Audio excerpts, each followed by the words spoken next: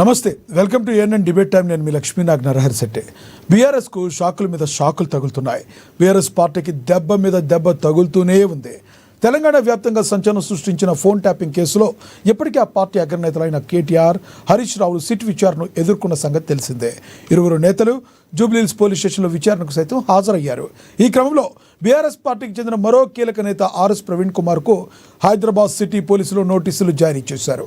Hyderabad CP phone tapping case SIT చీఫ్గా ఉన్న సజ్జనార్పై 7 criminal కేసులున్నాయని Praveen Kumar చేసిన వ్యాఖ్యలపై వివరణ ఇవ్వాలంటూ నోటీసులు జారీ చేశారు. ఆర్ఎస్ ప్రవీణ్ కుమార్ తనపై చేసిన ఆరోపణలకు ఆధారాలు చూపించాలన్నారు. 2 రోజుల్లో ఆధారాలు ఇవ్వకపోతే క్రిమినల్ చర్యలు తప్పవని సిపి సజ్జనార్ నోటీసుల్లో హెచ్చరించారు. ఈ ఆరోపణలకు సంబంధించి ఎలాంటి ఆధారాలు, వివరాలు వెల్లడించకపోతే తీవ్ర పరిణామాలుంటాయని హెచ్చరించారు. సిట్ చీఫ్ ప్రతిష్టను దిగజార్చేలా, ప్రజలను తప్పుదోవ పట్టించేలా ఆర్ఎస్ ప్రవీణ్ కుమార్ వ్యాఖ్యలు చేశారని, విచారణలో ఉన్న కేసును ప్రభావితం చేసేలా వ్యాఖ్యలు చేసినట్లుగా నోటీసుల్లో స్పష్టమైతే చేశారు. సిట్ చీఫ్పై ఉన్నాయని పేర్కొన్న 7 కేసులకు సంబంధించిన పూర్తి వివరాలు ఇవ్వాలని నోటీసుల్లో ఆయన పేర్కొన్నారు. అంతేకాదు ఈ కేసులకు సంబంధించిన ఎఫ్ఐఆర్లు, ఛార్జ్షీట్లు, కోర్టు ఆదేశాల వంటి ఆధారాలు సమర్పించాలని సిపి సజ్జనార్ స్పష్టం చేశారు. ఇప్పుడు బీఆర్ఎస్ పరిస్థితి ఏ విధంగా ఉంది? నిజంగానే ఆయన దగ్గర ఆధారాలు ఉన్నాయా? ఆర్ఎస్ ప్రవీణ్ కుమార్ దగ్గర మరి ఓన్లీ కాకతాళీయంగా ఏదో రాజకీయ పబ్బం గడుపుకుంటాకి మాట్లాడారా? మరి సజ్జనారు మరి తర్వాత ఏ స్టెప్ తీసుకోబోతున్నారు? ఇదే అంశం గురించి ఈరోజు చర్చను కొనసాగిద్దాం.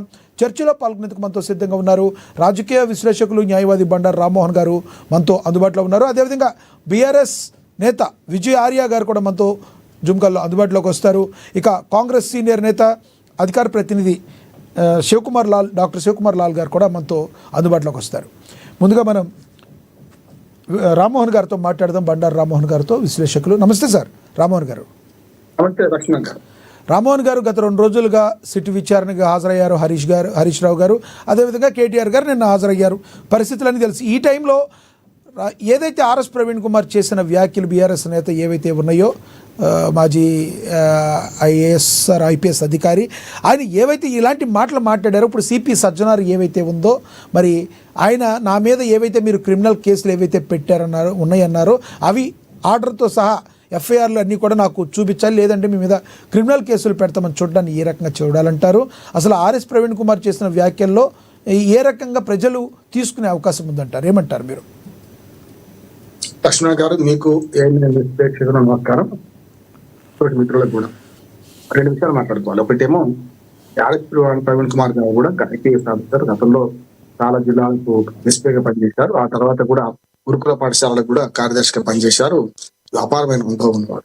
గాలి మాటలు మాట్లాడతారని నేను అనుకుంటున్నాను. ఎందుకంటే ఆయన పోలీస్ స్టేషన్ల వైజ్ 7 పోలీస్ స్టేషన్ల వైజ్ ఆఖరి పాయకరావుపేట వరకు, అంటే తెలంగాణ, ఆంధ్రప్రదేశ్, ఉమ్మడి ఆంధ్రప్రదేశ్ లో ఆయన ఎక్కడెక్కడ ఏ కేసులు ఎదుర్కొన్నారని చెప్పారు ఆయన.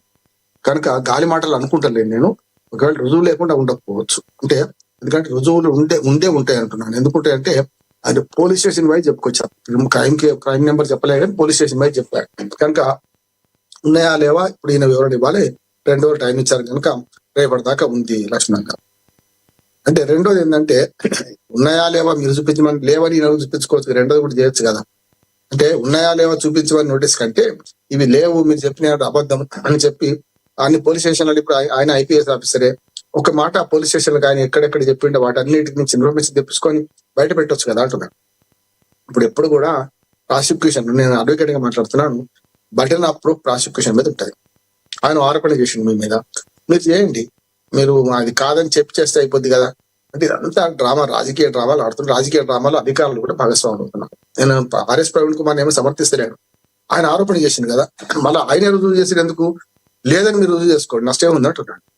అంటే ఆయనే చేయాలంటే పోలీస్ స్టేషన్ చుట్టూ తిరగాలి, లేకపోతే తెప్పించాలి. మీరైతే నిమిషాల మీద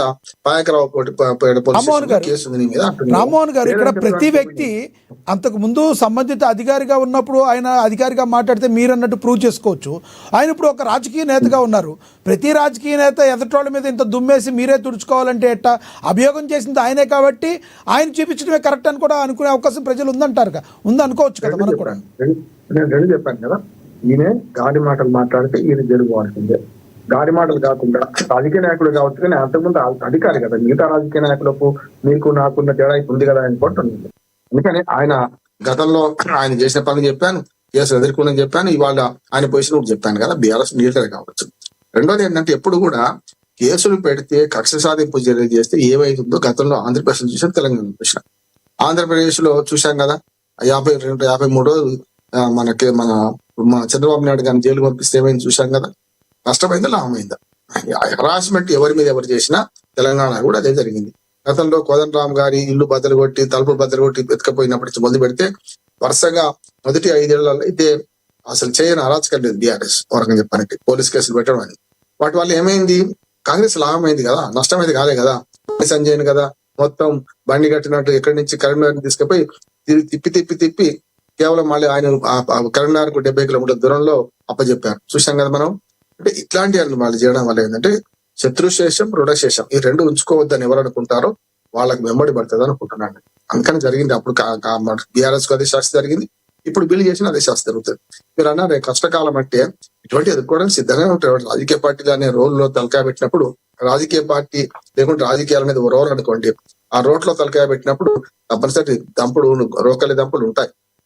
దానికి సిద్ధమయ్యే వచ్చామని చెప్పి హరీష్ రావు చెప్తున్నారు, అట్లాగే కేటీఆర్ చెప్తున్నాడు, ఇప్పుడు ఇవాళ ఆర్ఎస్ ప్రవీణ్ కుమార్ చెప్తున్నాను. ఎందుకంటే బట్టగాల్చి మీదేసి రుజువు చేసుకోమని అంటే అదే జరుగుతుంది కదా, మొత్తం జరుగుతుంది కదా.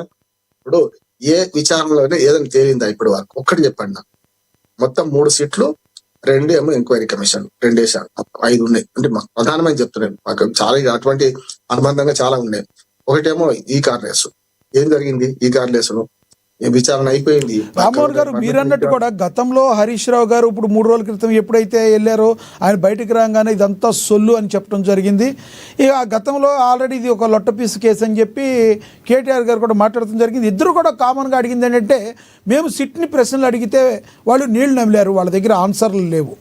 సిట్ని మేము అసలు మీరు ఎందుకు ఏమీ ఒకటి కూడా పట్టించుకోవట్లేదు, ప్రభుత్వము కక్షపూరితంగా చేస్తుంది, మేమేమైతే అడిగామో క్వశ్చన్లు ఈ కోలుకు సంబంధించిన వాటి గురించి క్వశ్చన్లు అడిగితే వాటిని డైవర్ట్ చేయడానికి ప్రభుత్వం ఇవి చేస్తుందని మేము అడిగితే వాళ్ళ దగ్గర ఆన్సర్లు లేవు అని వాళ్ళు చెప్తున్నారు. దీన్ని ఏ రకంగా చూడాలంటారు? నిజంగానే అలాగే జరిగిందంటారా? సిట్ దగ్గర క్వశ్చన్లు లేకుండానే వీళ్ళిద్దరిని పిలిచిందంటారా? ఇప్పుడు అదిగో పులి అంటే ఇదిగో తోక అంటున్నాం. అంటే లోపల అడిగిన ప్రశ్న ఇది కానే కాదు. నైని కేసు గురించి లోపల హరీష్ రావు చెప్పలేదు, నా కేటీఆర్ చెప్పలేదు. ఏం చెప్పారంటే మమ్మల్ని ఎందుకు పిలిచారు, మేము వ్యక్తిమా లేక అక్యూజుడా, మన ఏ ఆశ్చర్యలు పిలిచారని అడిగారు. ఆ ప్రశ్నలు అడిగారు కేటీఆర్ గారు. హరీష్ రావు అదే చెప్పారు బయటకు వచ్చి. ఏమంటే అంటే 161 స్టేట్మెంట్ ఉన్నాయి. అది అడుగుతుంది చెప్తున్నాను. 161 స్టేట్మెంట్ అంటే ఏదైనా నేరం జరిగింది అనుకోండి, మన పక్కింటి వాళ్ళకు లేకుంటే ఏదో ఉన్నా అనుకోండి, వాళ్ళు ఏం చేస్తారంటే మీకు తెలిసిన నిజాలు ఏమన్నంటే ఈ కేసులో చెప్పండి అని పిలిపించేది 161 స్టేట్మెంట్. ఎవరు తీసుకుంటారు? ఇంక్లూడ్ అక్యూజ్డ్ తీసుకుంటారు, విక్టిమ్ కూడా తీసుకుంటారు. తీసుకున్నప్పుడు ఏంటంటే ఈ 161 స్టేట్మెంట్ పోలీసుల ముందు నమోదవుతుంది కనుక ఇది కోర్టు పోతే చెల్లదు. అంటే ఇదే శిలాశాసనం కాదు. ఏం చేస్తారు కోర్టులో? 4 అడ్వకేట్ ఏం చేస్తారంటే డిఫెండ్ చేసుకుంటూ మీరంతా పోలీసులు థర్డ్ డిగ్రీ మీద మెథడ్స్ ఉపయోగించేశారు, మీరు బలవంతం పెట్టి చేశారు, సంతకం పెట్టించుకున్నారు, సమస్య లేదు, 161 స్టేట్మెంట్ చెల్లకపోమని కోర్టులో పిటిషన్ వేస్తాం. దాన్ని ఖండిస్తూనే క్రాస్ ఎగ్జామినేషన్ చేస్తాం.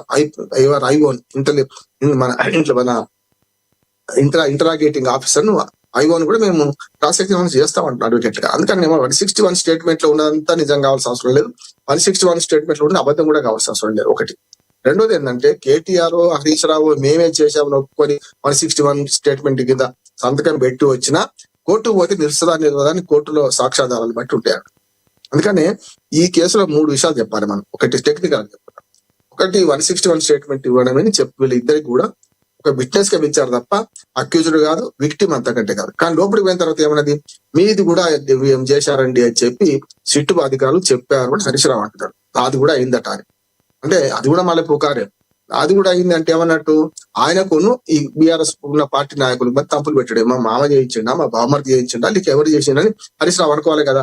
ఇప్పుడు వీళ్ళు అట్లా లేరు. ఒకటే సూచింది, వాళ్ళందరూ కూడా ప్రభుత్వాన్ని కార్నర్ చేస్తున్నారు, ఎదురు ప్రభుత్వాన్ని తిప్పే ప్రయత్నం చేస్తున్నారు. ఇంకా రెండోది ఏంటంటే నేను అదే చెప్తున్నా, ఇప్పుడు 3 సిట్లు వేశారు. ఒకటేమో లొట్టపీస్ కేసు అనేది దీనిలో కాదు లక్ష్మణ్ గారు, అది ఈ కార్ రేసు, ఇందులోనే పనికిరాని కేసు అంటున్నారు దీన్ని. మూడోది ఏంది గొర్రెల కుంభకోణం. గొర్రెల కుంభకోణం మీద సిట్ వేసింది 2 అధికారులు మాత్రమే, వెటర్నరీ అధికారులు మాత్రమే సస్పెండ్ చేశారు. అది అక్కడనే ఉంది, ఇప్పటిదాకా ఏం కాలే. అట్లాగే ఈ కార్ రేసులో కేటీఆర్ మీద పర్మిషన్ వచ్చింది కదా, అక్యూజ్ చేసుకుంటూ పర్మిషన్ వచ్చిందంటే కేటీఆర్ ఎందుకు అరెస్ట్ చేయలేకపోతున్నారు అంటే ఏమన్నట్టు, ఏం లేదు అసలు లేదన్నట్టు. దాంట్లో గవర్నర్ కూడా పర్మిషన్ ఇచ్చింది కదా, దానికి అవసరం ఏంటంటే ఇప్పుడు దీనికి అవసరం లేదు. ఏదైతే సెల్ ఫోన్ ట్యాపింగ్ లో గవర్నర్ పర్మిషన్ అవసరం లేదు. చట్టం కూడా తెలుసుకోవాలంటే అవినీతి నిరోధక వ్యతిరేక చట్టం ఏస్తుందో అవినీతి నిరోధక చట్టంలో ఈ రకంగా నడుస్తుంటే ఈ రకంగా నడుస్తుంటే రామ్మోహన్ గారు ఇదే సమయంలో బీజేపీ కూడా కొన్ని ఆసక్తికరమైన కామెంట్స్ చేస్తుంది. ధర్మపురి అరవింద్ కావచ్చు, బండి సంజయ్ కావచ్చు, అసలు ఈయన ఒక డ్రగ్ అడిక్టెడ్ కేటీఆర్ ఇలాంటి వాళ్ళని తీసుకెళ్ళి ముందు లోపలేయాలి, సిగ్గు లేదు ఎగ్గు లేదు ఈ ప్రభుత్వానికి అని చెప్పి వాళ్ళు చేస్తున్న పరిస్థితి, వాళ్ళు మాట్లాడుతున్నారు. బీజేపీ నాయకులు చేస్తున్న వ్యాఖ్యలను ఎలా చూడాలంటారు? అంటే ఒక రకంగా చెప్పాలంటే వాళ్ళ దగ్గర ఏ ఆధారం ఉందని కేటీఆర్ని ఈ రకంగా అంటున్నారంటే మరి మీరేం చెప్తారు? నిజంగా వాళ్ళ దగ్గర కూడా ఆధారం ఉందంటారా? లక్ష్మణ గారు, ఇప్పుడు మైండ్ డైవర్షన్ రాజకీయాలు అంటున్నాయి, ఇది దానికి సంబంధం ఉందా? ఇప్పుడు కేటీఆర్ ని ఎందుకు పెట్టారు ఈ సిట్ కేసు గురించి మాట్లాడాలి. కానీ అరవింద్ కానీ బండి సంజయ్ ఏం మాట్లాడుతున్నారు? తప్పుడు మాట్లాడాలి. ఇవన్నీ కూడా వాళ్ళు చూసుకుంటారు. రాజకీయ గొడవలు నేను బోధ నేను 2 విషయాలు చెప్తాను.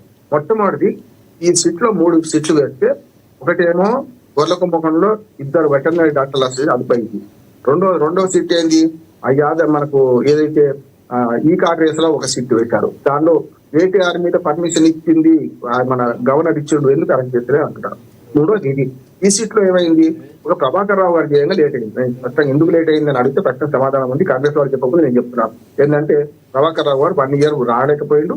బీజేపీ గవర్నమెంట్ ఉండగా కూడా స్టేట్ గవర్నమెంట్ అప్పీల్ ఏదైతే blue corner notice, black corner, red corner నోటీసులు ఇష్యూ చేసినాక వచ్చిన తర్వాత విచారించారు. ఉన్నదా మీరు ఎక్కడ పెట్టిందా?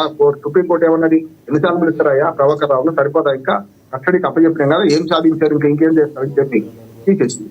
అట్లా హరీష్ రావు విషయంలో కూడా అరెస్ట్ చేయొద్దని చెప్పి సుప్రీంకోర్టు తీర్పు ఇచ్చింది. ఇవన్నీ చూసుకుంటే అర్థమైందంటే ఈ 3 కేసుల్లో ఇప్పటి వరకు కొండంత అబీర్ గానీ ఎడకర్ పెట్టలేదు. 2 కమిషన్లు ఉన్నాయి. ఒకటేమో కాళేశ్వరం కమిషన్, పీసీ ఘోష్ గారి రిపోర్ట్ ఇచ్చి ఇప్పటికి 6 నెలలు అయిపోయింది. దాని మీద ఇంతవరకు చర్యలు లేవు. అట్లానే విజిలెన్స్ కమిషన్ రిపోర్ట్ కూడా 18 మంది అధికారులు వీళ్ళే బాధ్యులు మేడిగడ్డ కుంభకోణం రూపోవడానికి అని చెప్పి రిపోర్ట్ ఇచ్చినాక 18 మంది అధికారులు ఒక్కరినైనా సస్పెండ్ చేసిందా? ఏం చేయలేదు. యాదాద్రి మన భద్రాద్రి మన విద్యుత్ సంస్థల విద్యుత్ ఉత్పాదక కేంద్రాల మిషన్లో చాలా పెద్ద ఆరోపణలు చేసింది కదా. నరసింహారెడ్డి గారు ప్రెస్ మీట్ పెట్టుకుని ఇంటికి వెళ్ళిపోయాడు. తర్వాత లోకూరు గారు వచ్చారు. జడ్జిలే వీళ్ళందరూ కూడా జస్టిస్లే. లోకూరు గారు రిపోర్ట్ ఇచ్చి 1 ఇయర్ అయింది లక్ష్మణ గారు. మరి దాని మీద చర్యలు ఏమంటున్నాను? ఇప్పుడు విచారణ ముగిసిన దాని మీదే చర్యలు లేవు, విచారణ జరుగుతున్న దాని మీదే చర్యలు లేవు కదా. ఏమని మాట్లాడాలి దీని మీద అంటున్నాను. 2, కేంద్ర ప్రభుత్వం మీద మీరు అన్నారు కదా, కేంద్ర ప్రభుత్వం మీద బాధ్యత కూడా చెప్తా. ఈ legal tapping, phone illegal tapping 2 ఉంటాయి లక్ష్మణ గారు. లీగల్ ట్యాపింగ్ ఏంటంటే అలా రామ్మోహన్ రావు సంఘ విద్రోహి, లేకపోతే మతతత్వవాది, లేకపోతే వామపక్ష తీవ్రవాది అని నా మీద ఫోన్ ట్యాపింగ్ చేయాలని ఆ ఫోన్ నెంబర్ ఇచ్చిన అనుకోండి. ఇది ఎక్కడికి రావాలి పర్మిషన్? కేంద్ర హోంశాఖ వాళ్ళవి వాడాలి. నిజమేనా అని తెలుసుకొని కేంద్ర హోంశాఖ పర్మిషన్ ఇస్తే ఈ నేను చెప్పిన 3 వర్గాలు, ఒకటి సంఘ విద్రోహ శక్తులు, వామపక్ష తీవ్రవాదులు, లేకుంటే మత తీవ్రవాదులు, ఏదైనా సరే అటువంటి వాళ్ళ మీద చేయాలి. అటువంటి అప్పుడు దాని మీద పర్మిషన్ లెటర్ ఒకటి ఉంది కదా. 100 మంది పేరు మీద పర్మిషన్ తెచ్చుకొని వేలాది మంది జరిగింది అంటున్నారు కదా. జరిగింది, ఖచ్చితంగా ఫోన్ ట్యాపింగ్ జరిగింది. లీగల్ ట్యాపింగ్ పేర్ల మీద కొన్ని నెంబర్లు ఉంటే ఇల్లీగల్ గా రకరకాల వ్యక్తులు, అంటే సామాన్య ప్రజల నుంచి మొదలుకొని రియల్ ఎస్టేట్ వ్యాపారులు, సినిమా సెలబ్రిటీస్, రాజకీయ నాయకులు అందరి జరిగిన ఇవంతా ఇల్లీగల్ అంటున్నాను. దీన్ని కేంద్ర హోంశాఖ బయట పెట్టవచ్చు కదా. మేము ఇచ్చింది ఈ 4గురికే, లక్ష్మీనాథ్ గారు, రామ్మోహన్ రావు, శివకుమార్ గారు, అట్లానే విజయార్య గారు, ఈ పేర్లు ఉన్నాయి అనుకోండి. ఈ పేర్లే ఉన్నాయి, మిగతా ఏమన్నా అనుకోండి. మిగతా దొంగలు అన్నట్టే కదా, దొంగతనం చేసినట్టే కదా. అది కేంద్ర ప్రభుత్వం ఎందుకు బయట పెట్టలేదు? ఒకటి. రెండోది ఏంటంటే ఇందులో ఇంకో తిరగాల్సినది, ఏదైతే పర్మిషన్ ఇచ్చిన లెటర్ ఉంటుంది కదా, దాని తర్వాత ప్రతి 3 నెలలకు ఒకసారి రివ్యూ చేయాలి లక్ష్మణ గారు. నేను లీగల్ చెప్తున్నాను, నాకు పార్టీతో సంబంధం లేదు. ప్రతి 3 నెలలకు ఒకసారి ఏం చేయాలంటే వీళ్ళ మీద కొనసాగిస్తానా పోయిన టాపిక్ లేదా అనడానికి 4 కేంద్ర ప్రభుత్వ అధికారులు, 4 రాష్ట్ర ప్రభుత్వ అధికారులు ఉంటారు. అధికారులు రాజకీయ నాయకులు ఉండరు. వాళ్ళు ఏం చేయాలంటే సమీక్షించి శివకుమార్ గారి మీద పెట్టారు అనుకోండి, పోయిన టాపిక్ చెప్తున్నారు. వాళ్ళు సంఘ విద్రోహి కాదనుకుంటే తీసేయాలి అప్పటికప్పుడే. కనుక దానికి ప్రతి 3 నెలలకు ఒకసారి రివ్యూ, అంటే ఒకసారి పర్మిషన్ ఇస్తే టీములు మొత్తం జీవితాంతం ఉండదు. రామ్మోహన్ రావు మీద ఒకసారి ఫోన్ ట్యాపింగ్ విషయంలో ఫోన్ నెంబర్ చేసింది అనుకోండి, అది జీవితాంతం ఫోన్ ట్యాపింగ్ చేయడానికి వీలేదు. ఇక్కడ ఇంకొకటి కూడా ఇప్పుడు మీరు ఏదైతే చెప్పారో రామ్మోహన్ గారు, ఒక్కటి కాంగ్రెస్ పార్టీ ప్రజల్లో కొంతమంది రాజకీయ విశ్లేషకుల్లో కొంతమంది మాట్లాడేది ఏంటంటే, ఏదన్నా చర్యలు తీసుకుంటానికి తర్వాత ఏదన్నా ప్రజల్లోంచి ఒక సానుభూతి వస్తుందా అని కాంగ్రెస్ వెనకడిగేస్తుందా, లేదంటే ఏదో ఒక రకంగా కాంగ్రెస్ ఆ రకంగా అరెస్టు చేపించితే తాము ఏదో రకంగా పబ్బం గడుపుకోవచ్చు అని బీజేపీ ట్రై చేస్తుందా? ఏదో ఒక రకంగా లోపలికి వేసేటట్టు చూస్తే ఆ తర్వాత సానుభూతి ద్వారా మళ్ళీ బౌన్స్ బ్యాక్ కావాలని బీఆర్ఎస్ ట్రై చేస్తుందా? ఇదంతా రాజకీయ కోణంగానే ఉందంటారా? అందుకే రాజకీయ ఇన్వాల్వ్ అడ్వకేట్ గా లీగల్ గా చెప్తున్నా 3 అంశాలు చెప్తున్నా మీకు. ఒకటేమో ఈ 3 కమిషన్లు 2 ఎంక్వైరీ మన జడ్జితో సార్ ఏమైంది అని అడుగుతున్నాను. రెండు ఈ స్పెసిఫిక్ ఈ కేసులో 3 జరిగినాయి అంటున్నాను. ఒకటి లీగల్ ఫోన్ ట్యాపింగ్ ఎవరైనా చేస్తారు, రేవంత్ గారు ఒప్పుకున్నారు. ఇప్పుడు కూడా ఫోన్ ట్యాపింగ్ జరుగుతుంది, లీగల్ గా జరుగుతుంది, అది ఎక్కడికి వెళ్తాను. కేటీఆర్ గారు కూడా నిన్న ప్రెస్ మీట్ ఏమన్నారు, అసలు ఫోన్ ట్యాపింగ్ సమస్యనే కాదు, నిరంతరం జరుగుతూనే ఉంటుంది, ఇప్పుడు జరిగింది అప్పుడు జరిగింది పోమంటాడు. నేనేమన్నా ఫోన్ ట్యాపింగ్ తప్పు కాదు. ఫోన్ ట్యాపింగ్ ఎప్పుడు తప్పు అయిందంటే లీగల్ ఫోన్ ట్యాపింగ్ కు కొన్ని పర్మిషన్ తీసుకోవాల్సి వస్తుంది. Home secretary, central home secretary ఇస్తే తప్ప ఫోన్ ట్యాపింగ్ చేయడం లేదు. ఆ పర్మిషన్ తెచ్చిన నెంబర్ లేదు, తెచ్చిన నెంబర్ల మీద ఎవరి మీద ఎంక్వైరీ చేశారు. రేవంత్ రెడ్డి గారు అన్నారు కదా ఒక్క మాట చెప్తారు. అట్లానే మనకు ఈటల రాజేందర్ గారు మన రఘునందరావు ఇచ్చారు కదా. అట్లానే నేనేమంటున్నాను, ఆనాడు ఈ ప్రభాకర్ రావు మీద ఎవరు ఆఫీసరు, ఇవాళ శివధర్ రెడ్డి గారు ఆఫీసర్ అన్నాడు. ఆయనను పిలవాలి కదా. మరి ఇప్పుడు ఆయన ఏం జరిగింది అనేది, ప్రభాకర్ రావు రిటైర్మెంట్ తర్వాత పదవి కాలం ఎందుకు పొడిగించిందంటే నాకేం తెలుస్తా, ఆయన తెలుసు అన్నాడు కేటీఆర్. ఎవరు తెలుసు? శివధర్ రెడ్డి గారు. మహేందర్ రెడ్డి గారి మీద అవాకులు చెవాకులు అన్పార్లమెంటరీ మాట్లాడి మన రేవంత్ రెడ్డి గారు మాట్లాడిండు కదా. ఆయన మేము అధికారంలోకి వస్తే ఆయన ఏం చేస్తారని చెప్పిండు. వచ్చిన తర్వాత ఏం చేసిండు, సిబిబిఎస్సి చైర్మన్ చేసిండు. అంటే మహేందర్ రెడ్డి అందులో భాగమే గతంలో, డీజీపీ. ఆ తర్వాత శివధర్ రెడ్డి భాగమే. వీళ్ళందరినీ పిలవకుండా రాజకీయ కూడా ఎప్పుడు వస్తుందో, మన కృష్ణ గారు రాజకీయ కూడా ఎప్పుడు వస్తుందో అప్పుడు మొత్తం కేసు ఇంకో రకంగా పోతుంది. అంతే రాజకీయ మాటలు వాళ్ళు పట్టుకొని వాళ్ళు తీసుకోండి, నష్టం లేదు. బీజేపీ మీద కేంద్ర ప్రభుత్వం మీద బాధ్యత ఏంటంటే లీగల్ పర్మిషన్ ఎవరికి ఇచ్చారు, ఏం జరిగింది, కేంద్ర ప్రభుత్వం ప్రకటించాలి. 3 నెలలకోసారి రివ్యూ మీటింగ్ పెట్టారు, అందులో ఏం జరిగింది, ఇవే కంటిన్యూ చేసిందా లేకపోతే విడిచిపెట్టిందా, వీళ్ళందరూ మావోయిస్టులా, వీళ్ళందరూ తీవ్రవాదులా అని చెప్పాల్సిన బాధ్యత కేంద్ర ప్రభుత్వం కదా అంటున్నారు. Right sir, right. మరి కాసేపట్లో మీతో మాట్లాడతాను. మనతోటి కాంగ్రెస్ అధికార ప్రతినిధి డాక్టర్ శివకుమార్ లాల్ గారు ఉన్నారు, ఆయనతో మాట్లాడదాం. శివకుమార్ గారు నమస్తే సార్.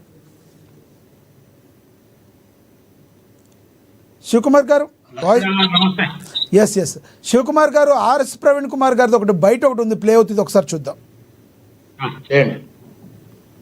విచారణ ఆయన మీద జరగాలి. ఆయన మీద 7 కేసులు ఉన్నాయి. ఆంధ్రప్రదేశ్లో 7 కేసులు ట్యాపింగ్ వ్యవహారంలోనే ఆనాడు ఇంటెలిజెన్స్ అధికారుల మీద కేసులు ఉన్నాయి. ఆ కేసులు ఎదుర్కొంటున్న సజ్జనార్ గారు ఇప్పుడు సిట్టు చీఫ్ ఎట్లయితారు అంటున్నా నేను. అది పాయింట్. ఏ నైతిక హక్కుతో ఇవాళ 9 పోలీస్ స్టేషన్లో కేసులు ఉన్న సజ్జనార్ గారు సిట్ చీఫ్గా ఎట్లా నియమిస్తారు డీజీపీ గారు? ఈనాటి డీజీపీ, ఆనాడు చీఫ్ ఆఫ్ ఇంటెలిజెన్స్, ఆనాడు డిఐజీ, ఎస్ఐబి, ఈరోజు కమిషనర్ ఆఫ్ పోలీసు. వీళ్ళు ఏ విధంగా ట్యాపింగ్ కేసు ఇన్వెస్టిగేట్ చేస్తారు? అసలు ట్యాపింగ్కు పొలిటీషియన్స్ సంబంధం లేదని మళ్ళీ చెప్తున్నాను నేను. 350 మంది విట్నెస్లను విచారించిన తర్వాత కూడా దీంట్లో పొలిటీషియన్స్ ఎవరు లేరు. పొలిటీషియన్స్కు యాక్సెస్ ఉండదండి. పోలీస్ డిపార్ట్మెంట్లో ఉండే చాలా మంది సీనియర్ ఆఫీసర్లనే ఇంటెలిజెన్స్ గేట్ కూడా దాటినారు. సగం మందికి ఎస్ఐబి ఆఫీస్ ఎక్కడ ఉందో తెలియదు, ఇంటెలిజెన్స్లో ఎన్ని ఫ్లోర్లు ఉంటాయో తెలియదు, ఇంటెలిజెన్స్ చీఫ్ ఎక్కడ కూర్చుంటాడో తెలియదు, కౌంటర్ ఇంటెలిజెన్స్ ఎక్కడ కూర్చుంటారో తెలియదు. మేము పోలేదండి. చాలా మంది అడిషనల్ డీజీలు ఇంటెలిజెన్స్ ఆఫీసు చూడకుండానే కొంతమంది ఐపీఎస్ ఆఫీసర్లు రిటైర్ అయిపోతారు సర్వీస్లో. గారు ఏమంటారు? అసలు ట్యాపింగ్కి పొలిటీషియన్స్కి సంబంధమే లేదు, నెంబర్ 1. నెంబర్ 2 ఏంటంటే అసలు ఆయన మీద క్రిమినల్ కేసులు ఆయన మీద ఉన్నాయి, ఆయన ఏ రకంగా పెడతారు, సజ్జనార్ని ఏ రకంగా సిట్ చీఫ్గా పెడతారు? ఆర్ఎస్ ప్రవీణ్ కుమార్ గారు ఇది చేశారు వ్యాఖ్యలు. అయితే సజ్జనార్ గారు కూడా కౌంటర్గా మీరు చెప్పినట్లు మీద కానీ ఆధారాలతో కానీ చెప్పకపోతే మీకు మీద క్రిమినల్ కేసులు తీసుకోవాల్సి వస్తుంది అని చెప్పి నోటీసులు ఇవ్వడం అయితే జరిగింది. ఎలా చూడాలంటారు అసలు బీఆర్ఎస్ నేత ఆర్ఎస్ ప్రవీణ్ కుమార్ గారు చేసిన వ్యాఖ్యలను ఎలా చూస్తారు మీరు? ముందుగా ఏఎన్ఎన్ న్యూస్ ప్రేక్షకులకు, మీకు ప్యానెల్ ఉన్న బండారు రామారావు గారికి, లేకపోతే విజయ ఆర్య గారికి నమస్కారం. నమస్తే. ఇక్కడ మనం ఒకటి ఆలోచించాల లక్ష్మీనాథ్ గారు. ఇదే ఆర్ఎస్ ప్రవీణ్ కుమార్ గారు ఆఫీసర్ గా ఉన్నప్పుడు ఏం మాట్లాడిండు? మీ దగ్గర ఆల్రెడీ బైట్స్ ఉంటాయి.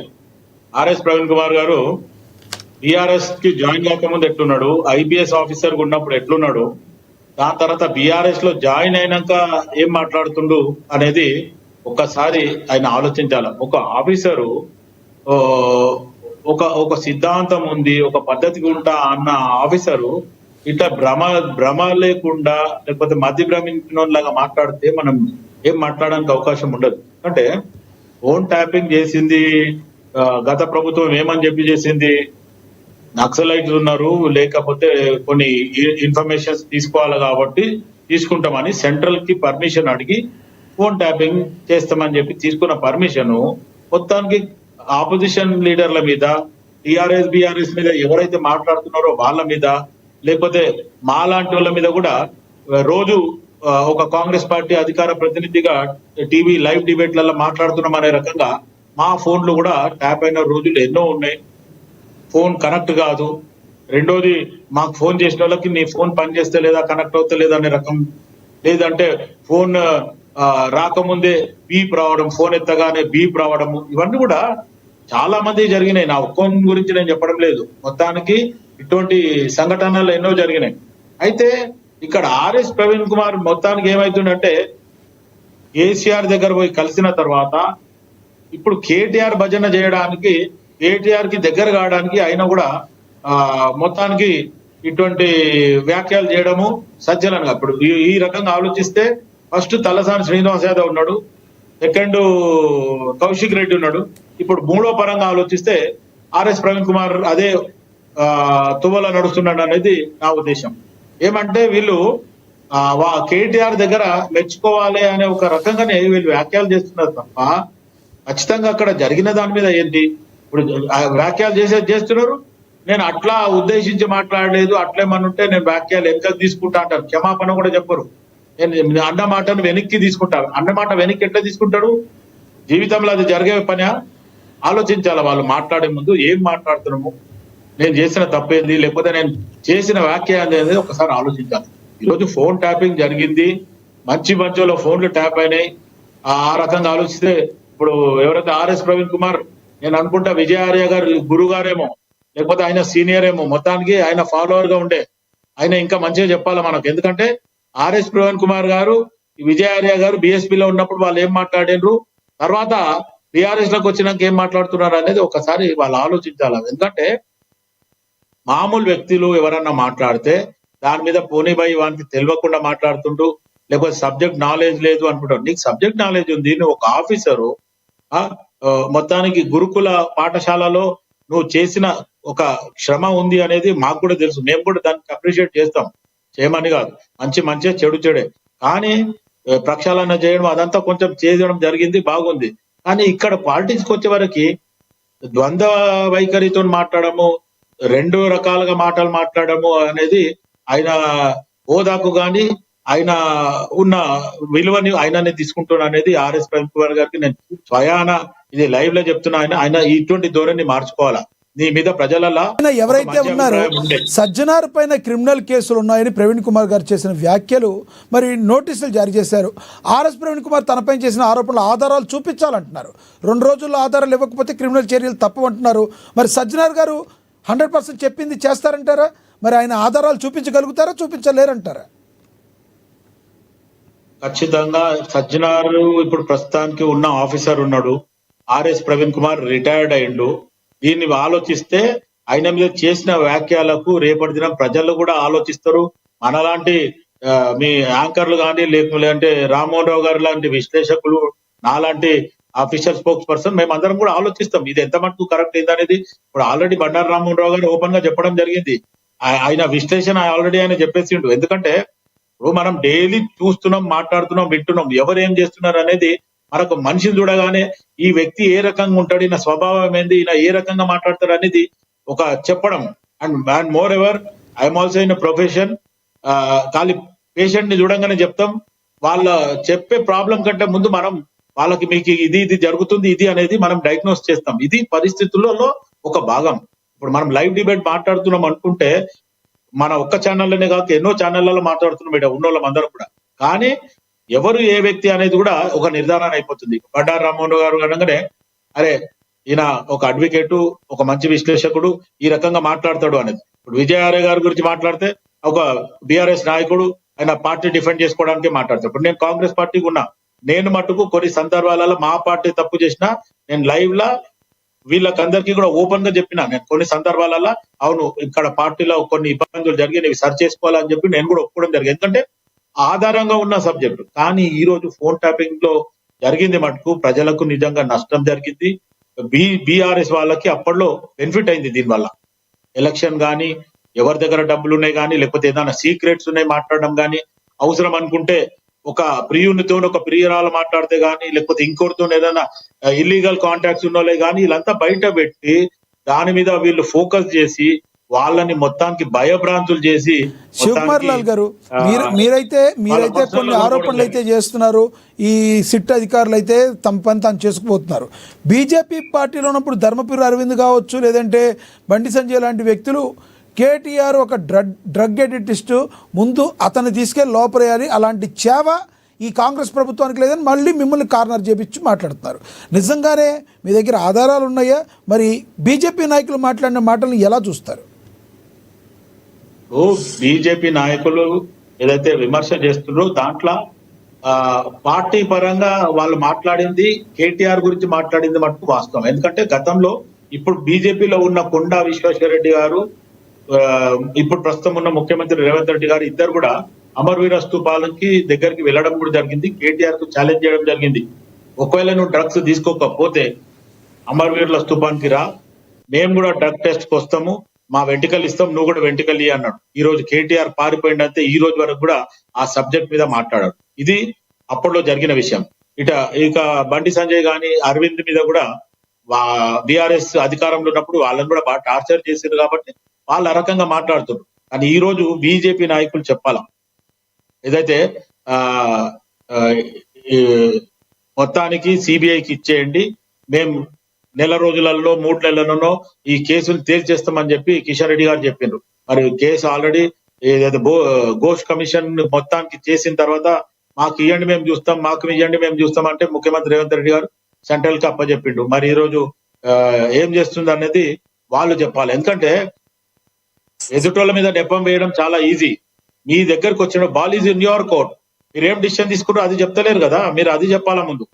మీరు ఆల్రెడీ కాంగ్రెస్ పార్టీ అధికారంలోకి వచ్చిన తర్వాత 2 సంవత్సరాలలో మొత్తానికి పార్టీని సరిచేయడము, తెలంగాణ రాష్ట్రాన్ని బడ్జెట్ పరంగా దాన్ని కేటాయింపులు తీసుకోవడము, లేకపోతే ఇచ్చిన హామీలు పూర్తి చేసుకుంటూ పోవడం అనే రకంగానే పార్టీ 1.5 year తర్జన భర్జన పడింది.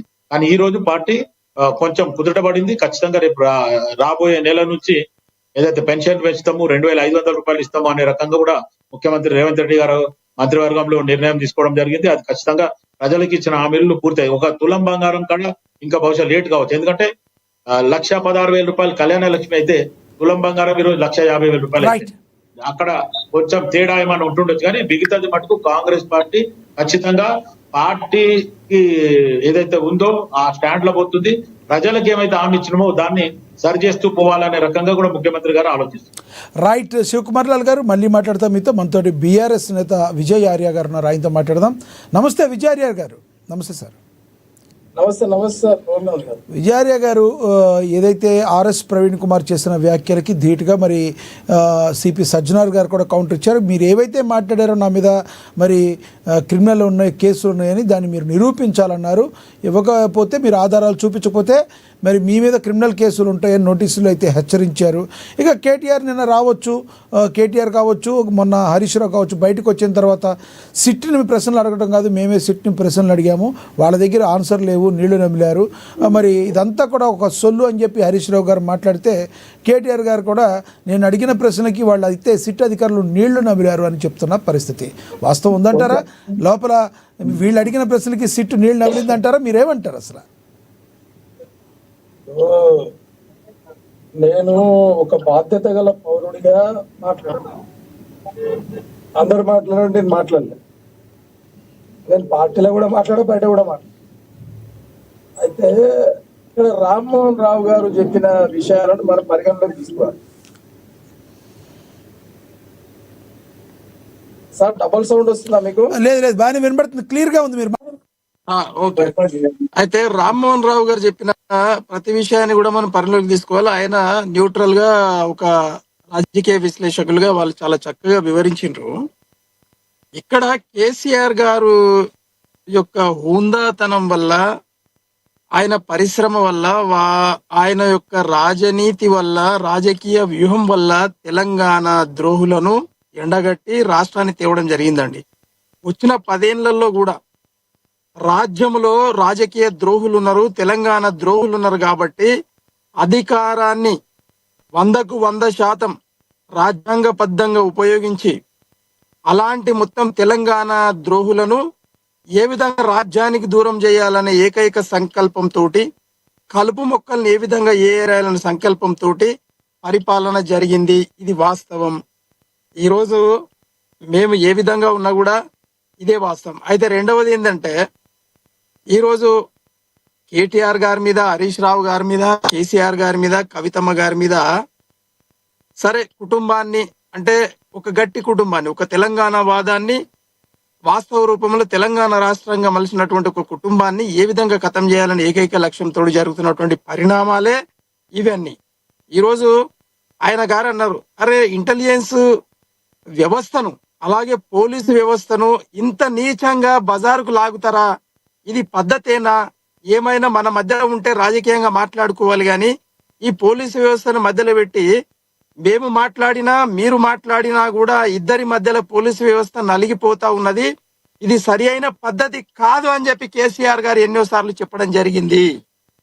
ఈరోజు మీరు అంటా ఉన్నారు, నిన్న కేటీఆర్ గారి వ్యాఖ్యలను మీరు ఈరోజు మమ్మల్ని అడుగుతా ఉన్నారు మీరు.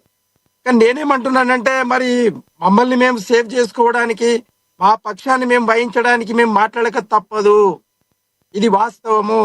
ఇది రోడ్డు మీదకి తెచ్చింది ఎవరు అంటున్నాం మేము. కేసీఆర్ గారు యూపీఏ 1 యూపీఏ 2 పరిపాలనలో భాగంగా జరిగినటువంటి అవినీతి మీద ఏనాడైనా నోరెత్తిండా? లేదు ఏనాడైనా కక్షపూరితమైనటువంటి విషయాలను పార్టీ నాయకులను ఆగం చేయడానికి ఏమన్నా చేసిండా? అలాంటిది ఏమన్నా ఉన్నాయా? కమిషన్ లేచిండా? లేదు విచారణ కమిషన్ లేచిండా? ఇదెక్కడి పంచాయతీ అండి? అరే నీకు నిజంగానే ఇలా గెలిచినావు, నీకు అదృష్టవశాత్తు ఓ యువ నాయకుడివి, ముఖ్యమంత్రి అయినవు భయ్, మంచిగా పరిపాలన చేయి. ఎవడొద్దన్నాడు? నువ్వు మంచి పరిపాలన ఇచ్చి రెండవసారి కూడా 2028, 29లో మళ్ళా ఎన్నికలు గెలువు అని చెప్పి కేసీఆర్ గారు చెప్తా ఉంటే, ఇంత దరిద్రంగా యువ నాయకత్వాన్ని కూడా ఆగం చేస్తూ ఈరోజు యువత చూస్తా ఉన్నది, ఈరోజు మహిళలు చూస్తా ఉన్నారు, ఓటర్లు చూస్తా ఉన్నారు, రైతులు చూస్తా ఉన్నారు. అసలు నువ్వు ఏం చెప్పదలుచుకున్నావు? ప్రతి ఎన్నికలలో ఈరోజు మున్సిపాలిటీ ఎన్నికలు వచ్చినాయి, ఇదో కథ పెట్టినావు. అంతకుముందు వస్తే ఇంకో కథ పెట్టినావు. రేపు పొద్దుగాల మళ్ళీ జడ్పీటీసీ ఎంపీటీసీ ఉన్నాయి, ఇది ఇంకో కథ పెడతావు. ఇదే నావే అని రాజకీయం చేసేది? అరే మేము ఒకటి మాట్లాడుతూ ఉంటే మీరు ఒకటి మాట్లాడతారు. ఈరోజు ఆర్ఎస్ ప్రవీణ్ కుమార్ గారి చరిత్రకు, సజ్జనార్ గారి చరిత్రకు మరి బేరీజ్ వేద్దాం. భారతదేశంలో యూపీఎస్సీ అధికారి ఆయన, యూపీఎస్సీ అధికారి ఈయన. మరి ఈయన రాజ్యానికి ఒక ముఖ్యమంత్రి చెప్తే చెప్పినట్టు చేస్తా ఉన్నాడా? లేదు ప్రవీణ్ కుమార్ గారు అంతకుముందు ఉన్న ముఖ్యమంత్రులు చెప్పినట్టు చేసిండు అనేది ఆయన చరిత్ర ఉంటది కదా, ఆయన చరిత్ర ఉన్నది కదా సజ్జనార్ గారిది. అంటే ఈరోజు రిటైర్డ్ అయ్యి రాజకీయాల్లోకి వచ్చిన ఆర్ఎస్ ప్రవీణ్ కుమార్ గారికి, ఒక రాష్ట్రపతి మేడలు ఉన్నటువంటి ఆర్ఎస్ ప్రవీణ్ కుమార్ గారికి, సజ్జనార్కి ఎక్కడ అండి అంతు పొంతు లేదు. ఈరోజు ఒక ముఖ్యమంత్రి చెప్తే, ఒక మంత్రి చెప్తే తన పదవి కోసం ఏమైనా చేసేటటువంటి అలవాటు ఉన్న సజ్జనార్ గారికి ఎక్కడ, ఒక త్యాగమూర్తి ఆర్ఎస్ ప్రవీణ్ కుమార్ గారికి ఎక్కడండి పొంతన కట్టడం? అంటే నేను ఏమంటున్నా అంటే, ఇవన్నీ మనం ఒక పోలీస్ అధికారిని మనం నిజంగా కూడా ఇవి సజ్జనార్ గారిని అనాల్సిన మాటలు కావు. ఆయన రాజకీయాల్లోకి పోలీస్ వ్యవస్థ ఎంటర్ అయిన తర్వాత మరి అనాల్సిన పరిస్థితి కదా. మేమేం చేయాలి ఇప్పుడు? ఈ రోజు నిన్న అన్నాడే రాజకీయ నాయకుడు అన్నాడు, నువ్వు నోటీస్ ఇవ్వాల్సిన పని ఏమున్నది అంటే, నన్నో నెల నువ్వు నోటీస్ ఇచ్చినావా? నువ్వు నోటీస్ ఇచ్చినావా? ఆర్ఎస్ ప్రవీణ్ కుమార్ గారికి నువ్వు ఎట్లా ఇస్తావు? అవి అన్నాడు, రాజకీయంగా అన్నాడు. ఒకటి మౌనం, ఒకటి విజయార్య గారు మౌనం అంగీకార సూచకం. ఈ ఒకవేళ ఆయన ఖండించకపోతే, ఆయన నోటీసులు ఇవ్వకపోతే నిజంగానే ఆయన అలా చేస్తుంటాడని ప్రజల్లోకి రాంగ్ స్టేట్మెంట్ వెళ్తుంది కదా. ఆ రోజున మీరే అంటారు కదా, ఆ రోజున మీరు ఎందుకు ఖండించలేదని. ఖండించినా కూడా తప్పే అంటారా? ఇక్కడ వినాల్సిన అవసరం ఉంది. రాజకీయ నాయకులు ఇట్లా మర్చిపోతారు. ఇది ప్రజలకు కూడా తెలుసు, పోలీసు వ్యవస్థ కూడా తెలుసు. ఏంటంటే ఒక్క పోలీసు వ్యవస్థను కంట్రోల్ చేయడానికనే ఇదంతా వ్యవస్థ ఉన్నది తెలుసా? ఎందుకంటే రాజ్యంలో మొత్తం రక్షకుడే పోలీసు వ్యవస్థ. ఆ కుర్చీ ఎవరిని ఏమైనా చేయగలుగుతుంది. ఈ రోజు మేము అనాలనా మరి? దిశ కేసు మీకు తెలియదు ఏమున్నది? మరి ఫేక్ ఎన్కౌంటర్ చేసినావు కదా, వాళ్ళు బతుకుంటే ఈ రోజు సూత్రధారులు దొరికే వాళ్ళు కదా. ఆ సూత్రధారులు విజయార్య పేరు చెప్తుండొచ్చు, రామ్మోహన్ రావు గారి పేరు చెప్తా ఉండొచ్చు, శివలాల్ గారి పేరు చెప్తా ఉండొచ్చు కదా, అసలు దొంగ దొరికేవాడు కదా. ఇప్పుడు చెప్పండి విజయరాయ గారు, మీరు పర్సనల్ గా నమ్ముతున్నారా అసలు పోలీసులకి సర్వాధికారాలు రాజ్యాంగం ఇచ్చిన సర్వాధికారాలు పోలీసులు యూజ్ చేసుకుంటున్నారా, లేదంటే రాజకీయ నాయకులు వాళ్ళని ఆడిస్తున్నారా? నమ్ముతారా మీరు? అది ఏ ప్రభుత్వం అయినా కావచ్చు. మీరు పర్సనల్ గా వ్యక్తిగతంగా చెప్పగలరా వాళ్ళ అధికారులను వాళ్ళని ఉండనిస్తున్నారా రాజకీయ నాయకులు? నేనేమంటున్నా అండి, నేనే కేసీఆర్ గా మాట్లాడుతా ఉన్నా.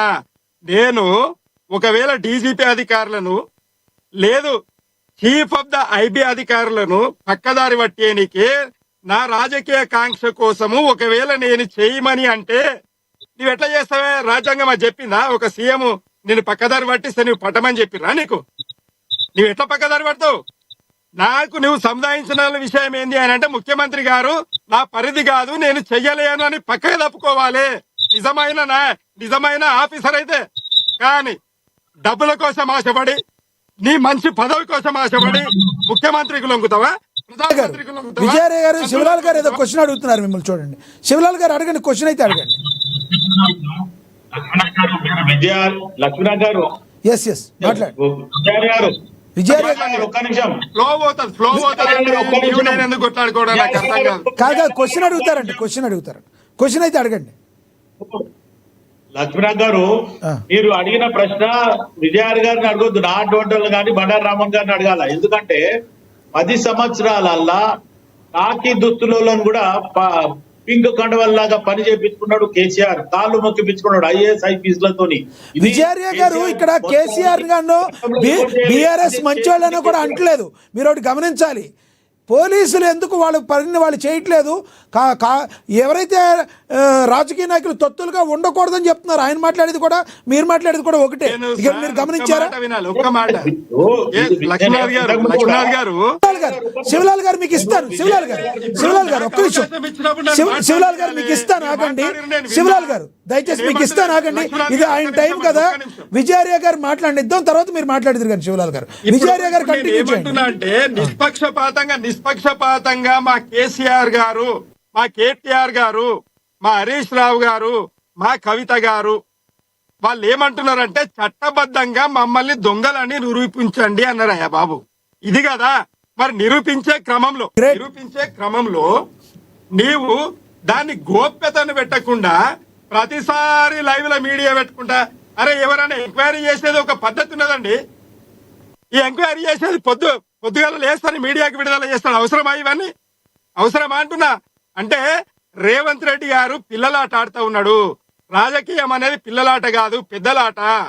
ఈరోజు ఒక హుందాతనం ఉండాల్సిన, అంటే ఒక తల్లిదండ్రి పాత్రలో, ఒక పెద్దన్న పాత్రలో నడుచుకోవాల్సిన మొత్తం రాజకీయ వ్యవస్థను అందరు నాయకులను ఆగమాగం చేసి నీవు 50 లక్షలు ఇస్తూ పట్టుడు పోయినటువంటి కక్షను నువ్వు కేసీఆర్ గారి మీద ఎట్లా చేస్తావండి? ఆనాడు పోలీసు వాళ్ళు నిన్ను పట్టుకున్నారు, నీ మీద కేసు పెట్టిరు. మరి పోలీసులతో నువ్వు కొట్లాడు, ఎవడొద్దన్న నీకు? దాంట్లో కేసీఆర్ గారు ఏం చేసిర్రు? నువ్వు దొంగతనం చేస్తుంటే పట్టుడు అయితే స్ట్రైట్ గా చెప్పండి విజయరాయ గారు, ఒక్కడైతే చెప్పండి స్ట్రైట్ గా. విజయరాయ గారు ఒక్క మాట. విజయరాయ గారు, గత గడిచిన 10 ఏళ్లలో మీ ప్రభుత్వం ఎవరైతే ఉన్నారో మీ బీఆర్ఎస్ పార్టీ రాజకీయ నాయకుల కనుసన్నల్లో కాకి దుస్తుల్ని వాడుకున్నారా, వాడుకోలేదా? ఇందులో వాస్తవం ఉందా? అవి ఓన్లీ ఆరోపణలేనా? నేను ఒక్క మాట చెప్తాండి.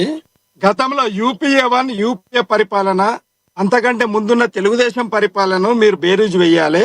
పోలీసు వ్యవస్థకు ఎలాంటి విధి విధానాలు, ఎలాంటి గౌరవం ఉండేది, కేసీఆర్ గారి పరిపాలన వచ్చిన తర్వాత ఎలాంటి గౌరవం ఇవ్వబడ్డది అనేది అదే పోలీసులో ఉన్నటువంటి సజ్జనార్ గారినే మీరు క్వశ్చన్ వేయండి, ఆయన చెప్తాడు.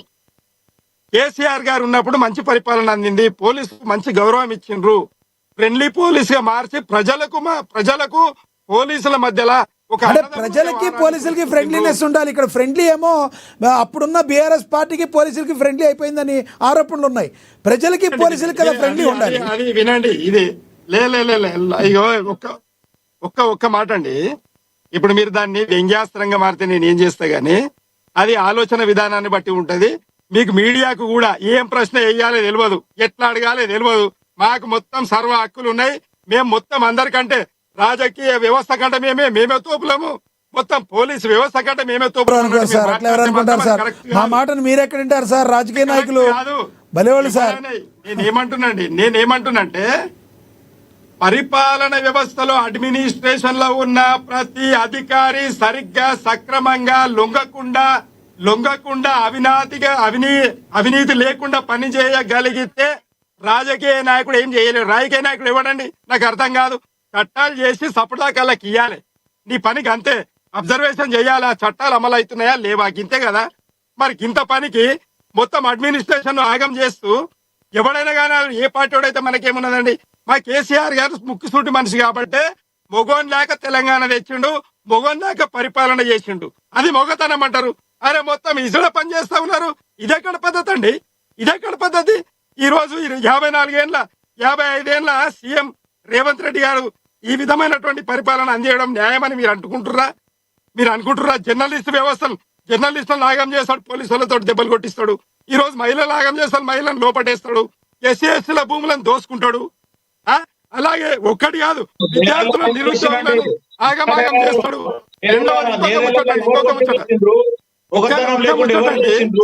ఈ రోజు కేసీఆర్ గారు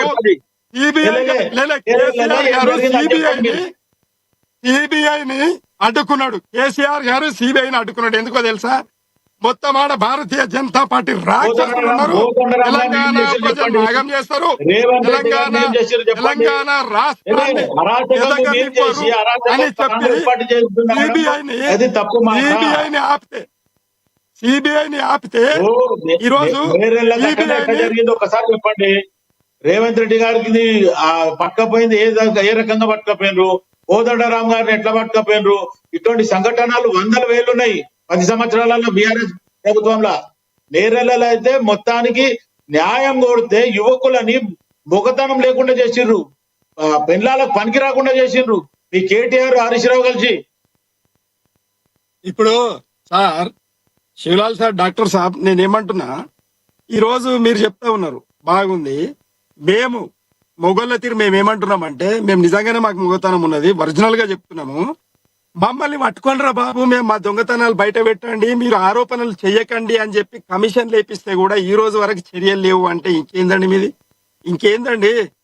అరే 100 సార్లు కేటీఆర్ గారు మొత్తుకుంటున్నారు, అరే నేను తప్పు చేస్తే నన్ను అరెస్ట్ చేయండి కానీ ఇట్లా హరాస్మెంట్ చేయకండి. ప్రతిసారి నోటీస్ ఇచ్చి మేము 100 సార్లు అదే చెప్తాం కదా, మేము అన్యాయం చేయలేదు అనే చెప్తాం కదా.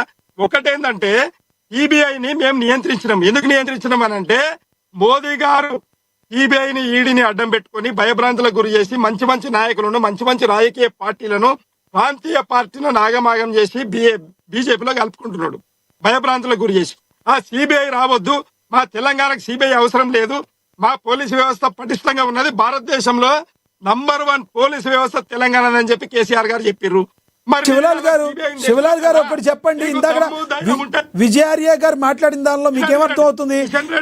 మీరేమన్నా కాదు సార్, శివలాల్ గారు శివలాల్ గారు మీకు ఏమైనా అనిపిస్తుందా? గతంలో ఎస్ సార్, విజయార్య గారు ఒక్క నిమిషం దీనికి శివలాల్ గారు సమాధానం చెప్తారు. ఏంటండి, మమ్మల్ని అరెస్ట్ చేసుకోండి, కావాలంటే మమ్మల్ని అరెస్ట్ చేయండి అని కేటీఆర్ గారు చెప్తుంటే పక్క రాష్ట్రంలో జరిగినట్టు ఏమన్నా జరుగుద్దేమని భయపడుతున్నారా? చంద్రబాబు నాయుడు గారు అరెస్ట్ అయ్యే విధంగా జరిగితే ఏ రకంగా మళ్ళీ ఏ రకంగా వచ్చారని అలా భయపడేమన్నా మీరు చేయట్లేదా? నిజంగా మీ దగ్గర ఆధారాలు ఒక్క నిమిషం విజయార్య గారు మీకు ఇస్తాను. ఎస్ విజయార్య గారు మీకు ఇస్తాను. విజయార్య గారు దయచేసి ఒక్క నిమిషం. ఎస్ విజయార్య గారు మీకు ఇస్తా, ఒక్క నిమిషం. రైట్, మళ్ళీ ఇస్తా, మీరు కంక్లూడ్ చేయద్దు కానీ. ఎస్ శివలాల్ గారు కంక్లూడ్ చేయండి ప్లీజ్. నేను అడిగిన దానికి చెప్పి కంక్లూడ్ చేయండి.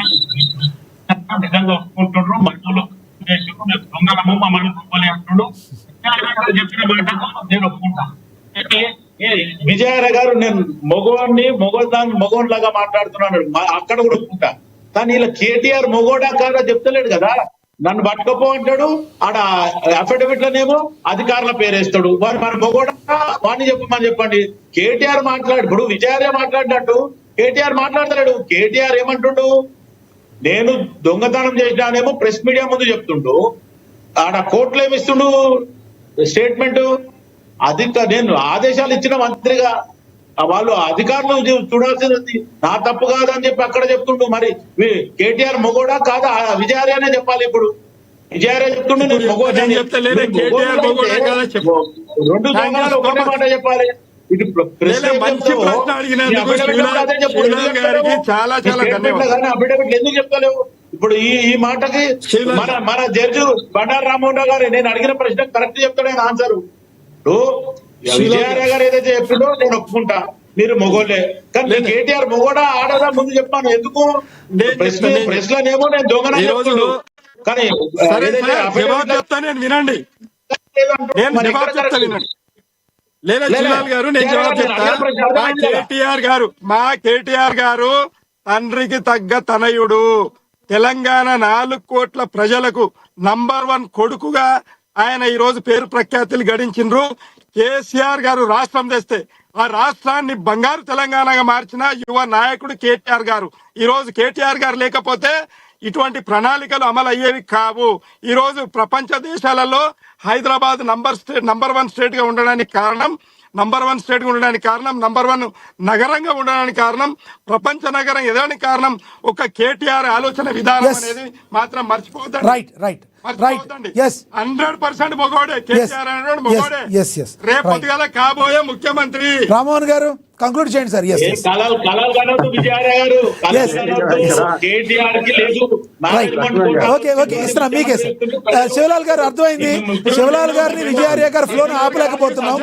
ఎస్ సవాళ్ళు ప్రతి సవాళ్ళు గట్టిగా ఉన్నాయి ఈ రోజు. రాజకీయంగా కేసీఆర్ గారు సజ్జనార్ గారికి కూడా ఒక ముచ్చట చెప్తా ఉన్నా నేను. చెప్పండి. రాజకీయంగా కేసీఆర్ గారు, కేటీఆర్ గారు, హరీష్ రావు గారితో మీరు ఢీ కొట్టండి. వాళ్ళు చేసిన అవినీతి ఏమన్నా ఉంటే బయట పెట్టండి, లోపల పెట్టండి అని చెప్పి వాళ్ళే ఖుద్దు అంటున్నారు. మేము తప్పు చేస్తే లోపల పెట్టండి అంటా ఉన్నారు. రైట్ ఆర్ఎస్ ప్రవీణ్ కుమార్ గారి దగ్గరకు వచ్చినవు అని అంటే ఖచ్చితంగా నీవు నౌకరీ పోతుంది, వ్యాధి పెట్టుకోవాల్సిన అవసరం సజ్జనార్ గారికి ఉన్నది. ఎందుకంటే మీకంటే ఎక్కువ సీనియర్ ఇస్తారు శివలాల్ గారు. చెప్పండి. DGP హోదాలో ఉన్న సమయం అయిపోయింది. శివలాల్ గారు 1 minute లో చెప్పండి. విజయార్య గారు మీరు చెప్పింది అర్థమైంది. శివలాల్ గారు 1 minute లో చెప్పండి. మళ్ళీ మీరు వేరే వాళ్ళు కూడా కంక్లూడ్ చేయండి. చెప్పండి శివలాల్ గారు, కంక్లూడ్ చేయండి. శివలాల్ గారు. విజయార్య గారు ఎంతైతే సజావుగా మేము మొగోళ్ళం అని ఒప్పుకుంటుండ్రు, దానికి నేను కూడా అంగీకరిస్తా. కానీ అలా కేటీఆర్ మట్టు మొగోడా కాదా అని కేటీఆర్ చెప్పాలి. ఎందుకంటే మీట్లనేమో నేను చెప్తేనే డబ్బులు ఇచ్చిందంటాడు, కానీ ఆయన అఫిడవిట్ లో గానీ స్టేట్మెంట్ ఏం చెప్తాడు, నాకు తెలియదు, నేను అధికారులకు ఆదేశాలు ఇచ్చిన వాళ్ళు చూసుకోవాలి, నా తప్పు లేదు, ఇరికిస్తే మా అధికారులను ఇరికింది అంటాడు. మరి మొగోడు మాట నాది ఒక్కసారి ఆలోచించాలా. ఇంకొకటి విజయార్య గారు ప్లీజ్ సమయం లేదు.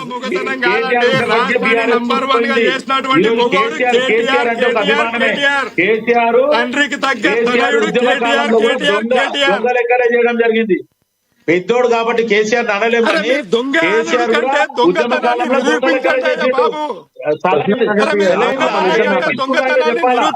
వంద సార్లు చెప్తా ఉంటే మీకు అవుతుంది. అరే మమ్మల్ని నిరూపణ చేసి ప్రజల ముందు ఈడ్చండి, మమ్మల్ని ప్రజల ముందు ఈడ్చండి. మీరు నిరూపణ చేయండి. ఇస్తున్నా సార్. ఒక్క సెకండ్. శివలాల్ గారు ఆగండి. రామ్మోహన్ గారు కంక్లూడ్ చేయండి సార్. రామ్మోహన్ గారు కంక్లూడ్ చేయండి, దయచేసి ఆగండి. రామ్మోహన్ గారు కంక్లూడ్ చేయండి, సమయం అయిపోయింది. వాళ్ళిద్దరు నా పని ఏమంటున్నారు, జగన్ పంచాయతీ కూడా ముచ్చట. కానీ ఇప్పుడు వాళ్ళు ఎంత వాదించుకున్నా మెచ్చి మేకతోలు కప్పటాలు ఇవ్వట్లేదు. వాళ్ళిద్దరు కూడా పార్టీ పరంగా మాట్లాడతారు కాదంటే తప్పు కూడా కాదు, వాళ్ళు పార్టీని సమర్థించుకోవాల్సిందే. కానీ నేనేమంటానంటే ప్రజల పక్షాన నేను విజ్ఞప్తి చేస్తున్నాను. ఇప్పుడు 5 ఎంక్వైరీలు జరుగుతున్నాయి, ఒక్కటి కూడా ముద్రపడలేదు. దయచేసి కాళేశ్వరంలో అవినీతి పనులు పట్టుకోండి, 18 మంది అధికారులు సస్పెండ్ చేయండి. యాదాద్రి భద్రాద్రిలో ఎవరు దాంట్లో తీసుకుని వాళ్ళందరినీ బయటపెట్టండి. మూడోది ఏంటంటే ఈ కార్పొరేషన్ ఇంకా కొనసాగుతుంది కదా, గవర్నర్ గారు పర్మిషన్ ఇచ్చారు కదా, దాన్ని బయటపెట్టండి. కేటీఆర్ లోపల ఎవరో దాంటున్నారు, ఇది కూడా స్వాగతిస్తున్నారు. ఇప్పటికి అయిపోయింది కదా, ప్రభాకర్ రావుని విచారించేది ఏం అవసరం లేదన్నాడు సుప్రీంకోర్టు. హరీష్ రావును కూడా మనీ మీద విలువాల్సిన అవసరం లేదన్నది. ఆయన పిటిషన్ అంగీకరించుకుంటూ ప్రభుత్వం వ్యతిరేకం చేస్తే కొట్టేసింది. ఇప్పుడు నేనేమంటానంటే ప్రజల తరఫున మా ఫోన్లు ట్యాప్ అయినాయని కొన్ని వందల మంది ట్యాప్ చేసినట్టు. ఇక్కడ లీగల్ ట్యాపింగ్ ఎవరైనా ఒప్పుకుంటారు, మరి ఇల్లీగల్ గా ఏం చేసిన ట్యాపింగ్ వల్ల సంవత్సరాలు దాకా వాడి ఇంతకుముందు శివలాల్ గారు చెప్పినట్టు రకరకాలుగా బాధపడ్డారు. మరి రాజకీయ నాయకులు కూడా టెన్షన్ గురైంది కదా. ఇప్పుడు భగతనం సమస్యగా చర్చ, ఈ విచారణ వీలైన తొందరగా గురించి వీళ్ళు సిట్ అనేది పోలీస్ స్టేషన్ లాంటిది, పెద్ద పోలీస్ స్టేషన్ లాంటిది. కోర్టులో కేసు పెట్టాలి. వీళ్ళు ఆల్రెడీ 243 కేసు రిజిస్టర్ అయింది. దానిలో ప్రభాకర్ రావు, రాధాకిషన్ రావు, తిరుపతి అన్న ఇంకోరు ఉన్నారు కదా, వాళ్ళతో పాటు రాజకీయ నాయకులు ఎవరు చేర్చండి అంటుంది. లేదు బాధితులుగా ఉంటే వాళ్ళ స్టేట్మెంట్స్ తీసుకోమంటున్నాను. అందుకని రేవంత్ రెడ్డి గారిని విలువంటుందా, శివధర్ రెడ్డి గారిని విలువంటుందా, అట్లానే మనకు అప్పటి మహేందర్ రెడ్డి గారిని విలువంటుందా, అప్పుడు ఏం జరిగిందో చెప్పాల్సిన అవసరం ఉంది అంటున్నాను. రెండోది ఏంటంటే ప్రతి 3 నెలలకోసారి ఏదైతే రివ్యూ జరిగిందో రివ్యూలు ఏం చేసిండ్రు, ఈ ఫోన్ నెంబర్ ఇవే ఉంచేదా కొత్తగా చేసిందా, ఎన్నికలలో డబ్బులు వంచే దానిలో పూర్తిగా ఆయన ప్రభుత్వం వాడుకుని అంటున్నారు కదా, దాన్ని దిగు తెచ్చండి. ఇంకా ఎన్ని రోజులు అంటున్నాను వీలైనంత ప్రజల గోప్యతకు భంగం కలిగించిన ఈ టెలిఫోన్ ట్యాపింగ్ పెద్ద కేసు చిన్నది కాదు. దీనిలో దోషులు ఎవరున్నా శిక్షించాలని కోరుతున్నారు. రైట్, ధన్యవాదాలండి చర్చలో పాల్గొన్నందుకు. రామ్మోహన్ గారు ధన్యవాదాలండి, శివలాల్ గారు ధన్యవాదాలండి, విజయార్య గారు ధన్యవాదాలు చర్చలో పాల్గొన్నందుకు ధన్యవాదాలండి. ఏది ఏమైనప్పటికీ కూడా బీఆర్ఎస్కు షాకుల మీద షాకులు అయితే తగులుతున్నాయి, పార్టీకి దెబ్బ మీద దెబ్బ అయితే తగులుతానే ఉంది బీఆర్ఎస్కి. తెలంగాణ వ్యాప్తంగా సంచలనం సృష్టించిన ఫోన్ ట్యాపింగ్ కేసులో ఇప్పటికే ఆ పార్టీ అగ్రనేతలైన కేటీఆర్, హరీష్ రావులు సిట్ విచారణ అయితే ఎదుర్కొన్న సంగతి మనకు తెలిసిందే. ఇరువురు నేతలు జూబ్లీహిల్స్ పోలీస్ స్టేషన్లో విచారణకు హాజరయ్యారు. ఈ క్రమంలో బీఆర్ఎస్ పార్టీకి చెందిన మరొక కీలక నేత ఆర్ఎస్ ప్రవీణ్ కుమార్ను హైదరాబాద్ సిటీ పోలీసులు ఆయన కూడా నోటీసులు జారీ చేయడం జరిగింది. Hyderabad CP phone tapping case SIT చీఫ్గా ఉన్న సజ్జనార్పై 7 క్రిమినల్ కేసులు ఉన్నాయని ప్రవీణ్ కుమార్ చేసిన వ్యాఖ్యలు వివరణ ఇవ్వాలంటూ నోటీసులు అయితే జారీ చేశారు. ఆర్ఎస్ ప్రవీణ్ కుమార్ తనపై చేసిన ఆరోపణలకు ఆధారాలు చూపించాలని, 2 రోజులు ఆధారాలు ఇవ్వకపోతే క్రిమినల్ చర్యలు తప్పవని సిపి సజ్జనార్ నోటీసుల్లో హెచ్చరించారు. చూడాలి మరి రానున్న రోజుల్లో ఆర్ఎస్ ప్రవీణ్ కుమార్ ఎటువంటి వివరణ ఇవ్వబోతున్నారు, సిపి సజ్జనార్ గారి నెక్స్ట్ మూవ్ ఏంటి అనేది తెలవాలంటే మరికొంత సమయం పడుతుంది. ఇది వాళ్ళ స్పెషల్ డిబేట్. చూస్తూనే ఉండండి. ఏఎన్ఎన్. నమస్తే.